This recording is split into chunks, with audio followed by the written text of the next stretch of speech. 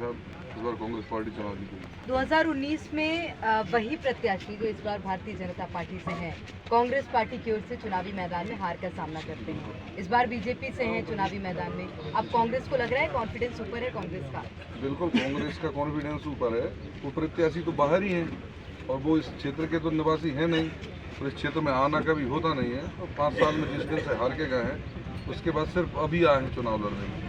कभी जनता के सुख दुख में साथी रहे नहीं, कभी विकास यहाँ किया नहीं, कभी कोई आम व्यक्ति उनसे मिल नहीं सकता, आम व्यक्ति उनसे फ़ोन लगा नहीं सकता, आम व्यक्ति के काम वो आ नहीं सकते।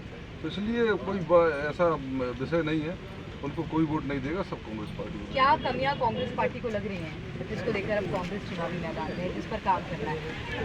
देखिए कमियां ही कमियां हैं इस क्षेत्र में। सिंधिया जी के परिवार से लगातार सांसद बनते चले आए और लगातार लंबे समय से भाजपा की सरकार भी है। उसके बावजूद इस क्षेत्र में कोई ऐसे उद्योग नहीं स्थापित हो पाए जिससे हमारे भाइयों को रोजगार मिलता, कोई ऐसी नहर तालाब नए नहीं बन पाए जिससे हमारे किसान बंधुओं को सिंचाई की सुविधा मिल पाती, कोई ऐसे नए शिक्षण संस्थान नहीं बन पाए जिससे हमारे भाई बहनों को पढ़ाई के लिए अवसर मिल सकता। तो हमारा क्षेत्र विकास के मामले में बहुत पिछड़ा हुआ है। हम अगर अगल बगल के क्षेत्रों की तुलना करें, अगर आसपास के दूसरे लोकसभा क्षेत्रों की तुलना करें तो वो तो हमसे बहुत आगे हैं।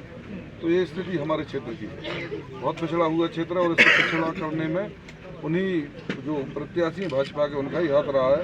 उन्होंने इस क्षेत्र की ओर ध्यान नहीं दिया, यदि ध्यान देते तो इतना पिछड़ा नहीं रहता। अच्छा, एक और बात, क्योंकि अब यादवेंद्र जी लंबे समय बाद चुनावी मैदान में हैं, ठान के रखिए कि आपने और आपके परिवार ने कि लड़ेंगे तो सिंधिया परिवार के सामने ही लड़ेंगे चुनाव। देखिए सिंधिया परिवार का विषय नहीं है, विषय तो हमारा अन्याय अत्याचार भ्रष्टाचार से लड़ाई का है जो हमारा परिवार लड़ते आया है। अब सामने सिंधिया जी उन मुद्दों को लेकर आ जाते हैं, अन्याय अत्याचार भ्रष्टाचार को लेकर, तो उनसे लड़ाई हो जाती है। कोई दूसरा व्यक्ति यदि सामने आएगा और कोई गलत काम करेगा तो उससे भी लड़ाई रहेगी हमारी। तो हम तो हमेशा अन्याय के खिलाफ लड़ते चले आ रहे हैं, हमारा परिवार उसी के खिलाफ लड़ते रहेंगे हमेशा।